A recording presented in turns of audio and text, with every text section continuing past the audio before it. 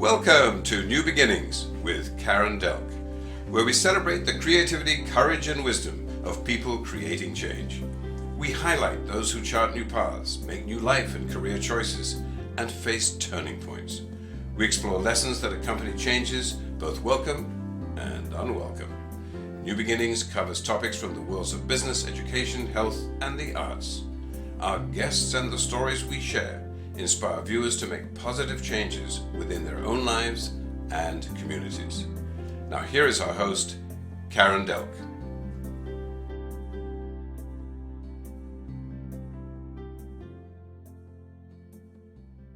So, welcome to New Beginnings with Karen Delk. I am so thrilled to have joining me Kathy Robinson, who is a certified wellness coach and author of the Athena Principles, the simple wellness practices for overworked professionals. Welcome, Kathy. Thank you so much, Karen. It's wonderful to be here. Yes, and this has been a long time coming. I have nudged you, you have said yes, I've nudged you again, and you said yes, and finally, after a few hiccups today, we are here. We are here, and it's great to be here. Thank you. Yes, I just am bubbling over. I'm excited. I'm excited to have you. And I want to just show our viewers your book because you started this book when? It was January of 2019. Oh, wow. Yeah. Wow. It became published when? In May of 2020. Yeah. Wonderful. Wonderful. And you weren't always certified wellness coach. I was not. I was under different. I had a different certification. certification. We'll get to the wellness part. I was a certified internal auditor of all things. Yes. So I became an auditor after I graduated college. I came out of college with a lot of debt, and the place to make money back in the 1980s was Wall Street, not as a trader or any of those things, but as an auditor. And as a kid that grew up in Jersey, I couldn't believe that there were companies that would actually send their employees out on business trips to see the world. Like, I was fascinated by that prospect. And so I never thought that I would be doing it for any length of time. Of course, I spent 18 years on Wall Street in different finance houses and brokerage houses, and then got recruited over to a Fortune 250 human capital management company by a former boss. And I spent 15 years there, the last 7 as their chief audit executive and their chief risk officer. So no, wellness wasn't in the cards way back when. But the reason why we're chatting today is I had my own new beginning, probably when I was in my early 50s, trying to think about what the next stage was, what's the next act for me. And I decided to hold this question of, how do you want to spend your time? As you go into the second half of life, how do you want to spend your time? And that's not something that I was able to answer quickly. The answer actually was in my bookshelves. All of the books that I was reading when I was on those long flights, doing those audits, all fell under the umbrella of wellness. And whether it was nutrition or exercise or meditation, being out in nature, creativity, writing, all these elements that equal living a good life, at least in my definition. And so I did a few Google searches and found that people actually can get certified in this, which is what I wound up doing while I was still working, while I was still an executive, and became certified, and then decided that I wanted to write a book, a lifelong dream, and wound up doing that while I was still employed by my former employer, got the company up and running, and then decided to retire last November. Yes. And then how has that retirement with a brand new book? Well, they called it rewirement, and I like that term much better. Because it definitely feels like that. I gave myself one day off from my last board meeting last August to my first full day as being an employee of Athena Wellness, and then kind of hit the ground running until this thing called global pandemic hit.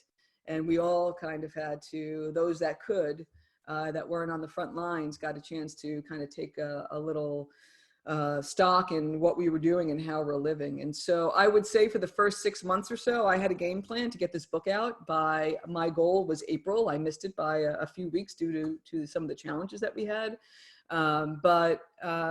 I really have sensed a shift, probably since the summer, of settling into the freedom of having my own business, of, you know, I'm working just as hard, but the work feels like play. It's not a cliche, it's actually true. And so I actually I feel a lot of freedom in being able to do what I want to do when I want to do that. And so I would say the corporate mindset I've dropped that, but it took some time. Yes, I'm sure. I'm sure. So tell us, I love, you know, the Greek goddess Athena. Mm. Tell us behind the name, what attracted you to the Athena principles? Yeah, I think I've been on this wellness journey probably for about 20 years. It started where most people start, with physical activity and eating better. I was a work hard, play hard kind of gal in my 30s and 20s. And once I started to take better care of myself, about 5 years after that, and probably around when I was about 40-ish or so, I was still on Wall Street. And I had another major turning point, wellness turning point, but it had nothing to do with the way I was eating or movement. It had to do with realizing that I was completely burnt out and I was compartmentalizing my my personal life, my emotional life, and then I would show up as this business person, and there was this bifurcation that was just completely burning me out. And so I was on vacation and had a little bit of time away, and that quiet, I was in Alaska, so there's this vast horizon and this quiet, and I was able to connect with something that I hadn't connected with in a long time. I'm like, you know what, I need to make some changes for my own well-being. And I came back, and within 3 months, I changed industries and had something that gave me a little bit more balance. The third wellness turning point, though, was much deeper. It wasn't obvious. There were no external changes, but I went to a writing retreat.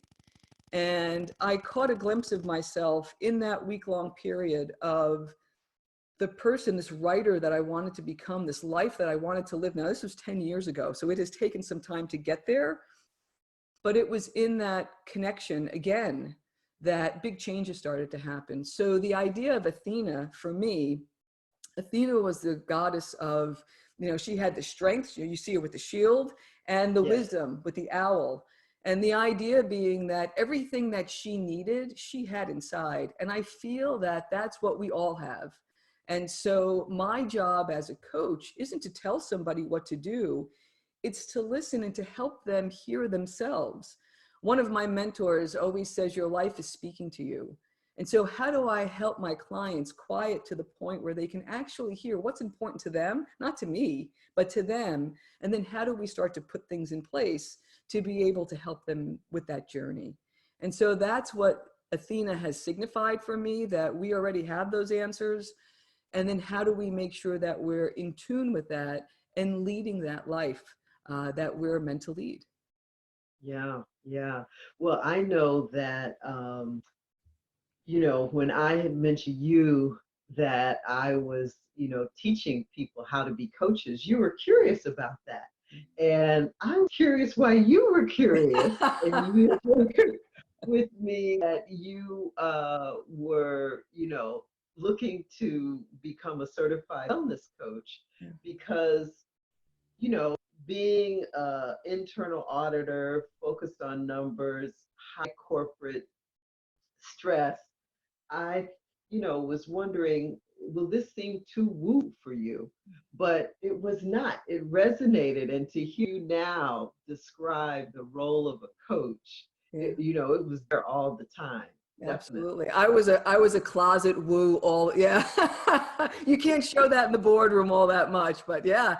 And it's interesting because a lot of I've worked with boards and CEOs and CFOs, and a lot of those folks actually have a very intuitive side. They would never call it that, but there is a gut instinct and a gut intuition that really leads people through their corporate lives. And it's exciting to me that I might be able to help folks like that tune in a little bit more and be able to speak in a way that resonates for them, having been there, that it's okay.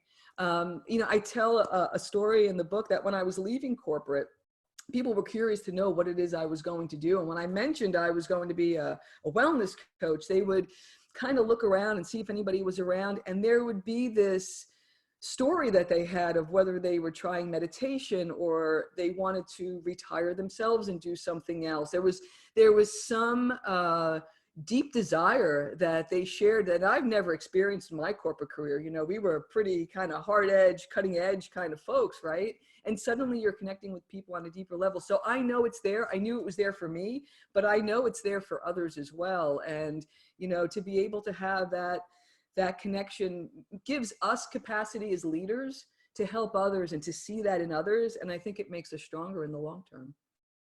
Yeah, yeah. So what led you to write the book? I mean, I understand the three health, epiphany, so to speak, and that shifted you. And the last one at the writer's workshop, you saw yourself writing a book. But a lot of people want to write a book. Not everybody does. Right. So how did you sit down in a matter of really less than a year and, have this beautiful, beautiful book? Thank you. Well, the coffee pot would go off at 3:45, no joke. And a lot of the book was written from 4 a.m. until 5 or 5:30 when I would go to the gym, come back and get to work, my day job. A lot of it was written on airplanes. I traveled a lot for work. And so, when you're going to India, that's an awesome time to be able to knock out a chapter. Right. So there was definitely, that was just the logistics of it. A lot of folks, when you write a book, people will come up to you and say, I've always wanted to write a book. And I always ask them, well, do you like writing? It's like, no, I don't like writing. It's like, then please don't write a book. Like, you'll make yourself miserable. So I think the first thing is I really love to write. Writing has been a lifeline for me. So all of those years commuting into New York City from New Jersey, I always had a notebook, in my briefcase. I was always writing, scribbling. That writer's workshop was the first time that I actually heard myself speak my words out loud. That was impactful. And so it was that experience that not only did I know I wanted to write a book, but I also wanted to facilitate those kinds of conversations, which I get to do now in my work, which is really great. The reason why I chose to write this book was, as I became certified in May of 2018, so I was still a year and change out from retirement. And I was really wrestling with the question of why would somebody want to come to me for wellness advice? I'm a corporate executive. Like, why would they want to come to me? And I had to answer that question for myself. And the answer came, I was on a westbound flight. I was coming home from a business trip. And it was one of those, apple on the head. Like, I literally exclaimed out loud, much to the chagrin of the businessman sitting next to me. And coming from Jersey, it was spirited, let's just say that, of like, it all fell into place that I'm like, I have been assessing the wellness of Fortune 500 companies for 3.5 decades. That's what an auditor does. And I started to use the same kind of philosophy of what I would do with my corporate clients. Corporations are trying to achieve business objectives. Clients are trying to achieve wellness objectives. There is an inventory of things that can stop companies from doing that. There's an inventory of things that can stop people from achieving their wellness goals, and on it went. Putting an action plan in place, monitoring that, celebrating it, adjusting it. And it was such like, of course they would come to me. I've been doing this forever. So with that, I wanted to be able to create this. It's really a philosophy and a methodology that can be applied rather than follow these 5 steps and you'll be well. This is more, hey, this is a story-based approach. This is how it worked for me. Here are some of my stories. Here are some of the stories of people like me that I've had conversations with. This is possible, and how might you implement some of this for yourself? While you're a busy professional, like, you don't have to stop and meditate for an hour. You can do some of this stuff in 5 minutes, but it will make a difference in how you show up in the world. And so that started to get me excited of what would that look like? So I always knew that there were going to be principles. I knew that there would be practices. I knew that there would be some actions that folks could take, but how it all turned out, like that's the mystery of writing a book. And I love it. I'm already planning book number 2 because it really was a joy to be able to finally have a dream like that come to fruition. And then for people to come back and say, you know what, that was really helpful. I needed to hear that right now. So it was a win-win. Yes, absolutely, absolutely. And I love this for overworked professionals. Um, let's start with you. Were you an overworked professional? I was a type A, I expected a lot of myself and a lot of my team, and I never wanted to miss a deadline, and it was always on to the next thing. And I did that for a long, long time. So, I can't say that, oh, I was such an overworked professional. I did that to myself, and I knew that. So, of course, now with hindsight, I can see, and actually a lot of the practices that are in the book was me trying to keep some sense of well-being in my own life as I was doing this. So I was well aware that I was overworking myself, but how did I keep myself, at least in some sense with some sense of well-being? So simple things such as, in my most overworked, I would set my alarm for 5 minutes earlier and wake up and just put my hand over my heart and take a deep breath and say, for 5 minutes, nobody needs you and you don't need to make a decision. And just to feel that space was just so impactful. And as you know, like the things that we put our attention to, they expand over time. And it wasn't until this past Memorial Day, when I woke up the day after the long weekend, so excited to see what the week was going to bring, that I was just like, in all of those years in your corporate career, you never woke up after a long weekend and said, I cannot wait to see what this week brings. So you don't even realize how these practices expand over time until it becomes a new way of life. And I think that's part of the beauty. It's so simple, but it really helped as I kind of navigated my career and all that I wanted to achieve there. And I'm very grateful for that. But to a long-winded way of saying, yes, I was, and I knew I was doing that to myself. Yeah, yeah. How do you, what are some of the tips that you would have for an overworked professional who may be aware they're doing to themselves, or they're aware that it is thrust upon them? How do they, take the first step? Yeah. Reverse that. And I think that's the key, right? It's just one step. So one of the principles in the book is self-compassion. And the way I define self-compassion is whenever we decide we're not in a place where we want to be and we see, the end point, whatever that might be, there's a journey. And to be able to navigate that journey with self-acceptance and with nurturing support of yourself, to me, that's self-compassion. So I actually think it starts there, of just the fact that there's awareness is a wonderful place to start of, okay, I'm feeling this. What is the one thing that I need right now? Sometimes I think we are waiting for somebody else to do that for us. And my suggestion would be, well, what could we do for us? So when I was in that busy phase, all I wanted was some peace and quiet. Well, how might I be able to give myself that peace and quiet? 5 minutes, hand over heart, take a deep breath. Okay, do it again the next day. And then over time that will expand. And so that's what I would suggest. What is it that somebody is needing the most? We're in the middle of still in this sense of a lot of people feel isolated. Well, how might we be able to reach out? What might be one thing we can do for somebody? How might we be able to help? That comes back to us as well. So what is it that we might be able to give ourselves in a self-compassionate way that we can build upon? And that would be my recommendation. No, that would be great. Great. What are you finding because you've done a lot of podcasts, you're on the tour, what are people coming to you with? What's resonating with them?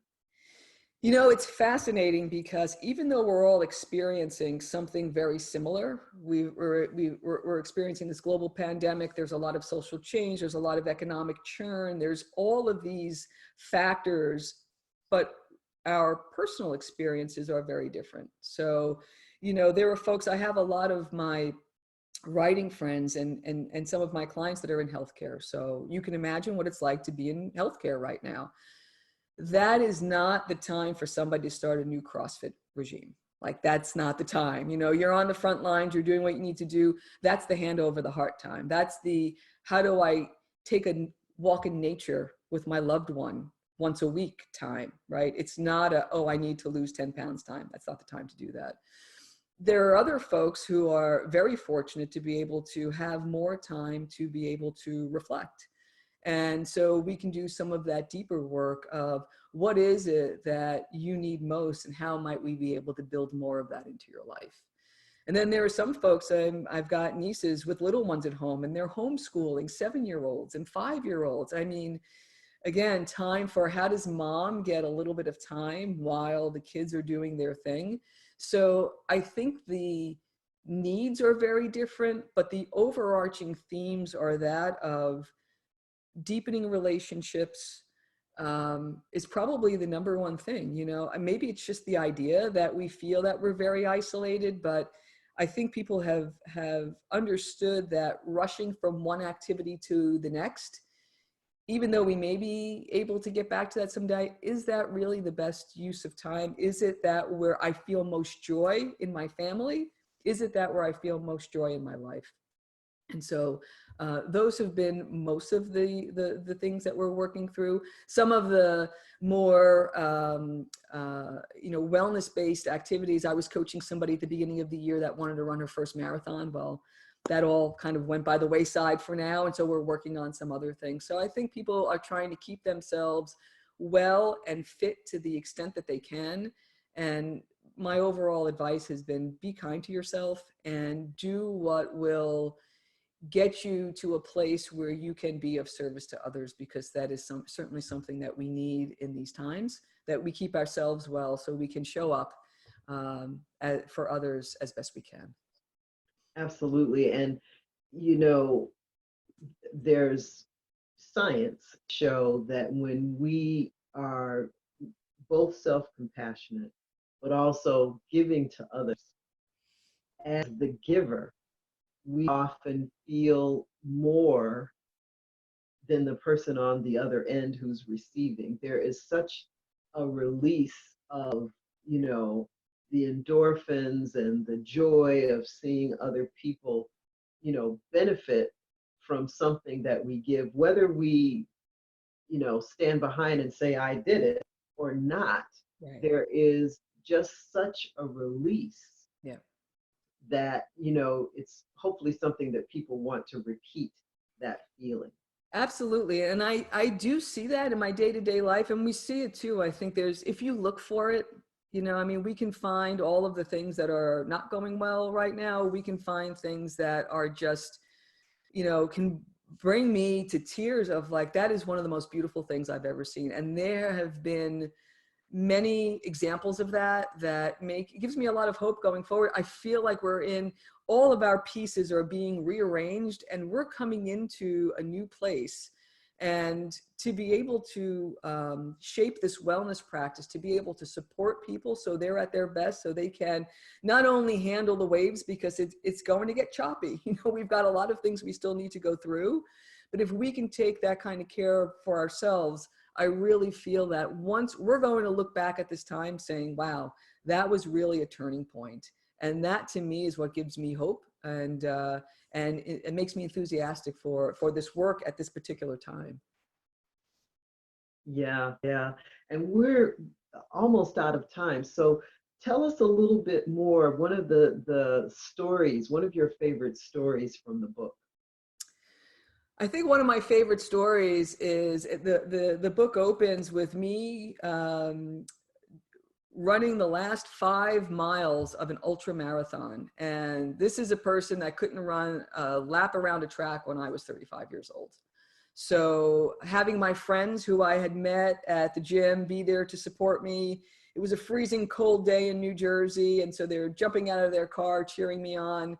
And I got to cross the finish line and jump into their arms. And the reflection point was, this is somebody who is more fit in her 50s than in her 30s.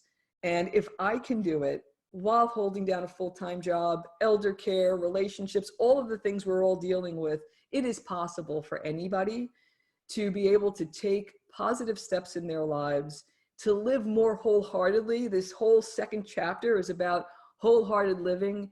And the whole point in all of this is so we can show up in our lives as we are and do the things that light us up with the people we love. That to me is a well-lived life. And that's what I wish for all of my clients and all of your viewers as well. Oh, that's awesome. I love having a lit up life.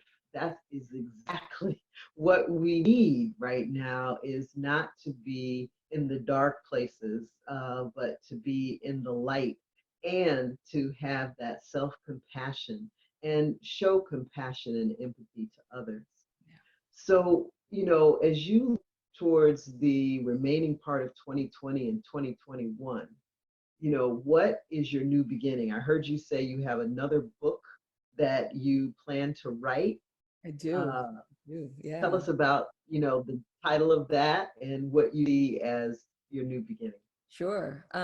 Well, for the remainder of 2020 and 2021, I'm working on some wellness products that are aligned with the book. So holding these writing circles, these meditation circles, I've done some of them. And I, to your point before, come away feeling just as energized as the participants, because I write and meditate along with the folks in the circle. So those are coming online. I've got a video course that I'm working on, so that somebody that really is busy and doesn't have time for that can get little messages on reminders of wellness practices. So those things are forthcoming. The book, I had another little epiphany of these principles actually apply to somebody like me wants to create a new business coming from corporate. The principles apply there as well. And so I actually see a series of books of the Athena principles. I thought my next one would be for writers, but I think it's going to be for budding entrepreneurs.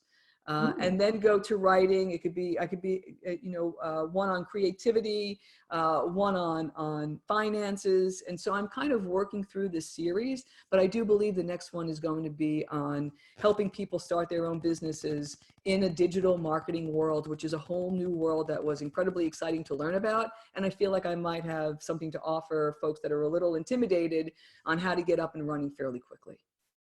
That is awesome. Well, Kathy, thank you so much for appearing. I'm so glad I was able to have you on the show. I would welcome you back when you have the other book for budding entrepreneurs, even manuscript, which I said to you before. If you a manuscript, you could come back. And thank you. Thank you. Thank you. So wonderful to be here. Thank you. Yes. And thank you for tuning in to New Beginnings with Karen Delk.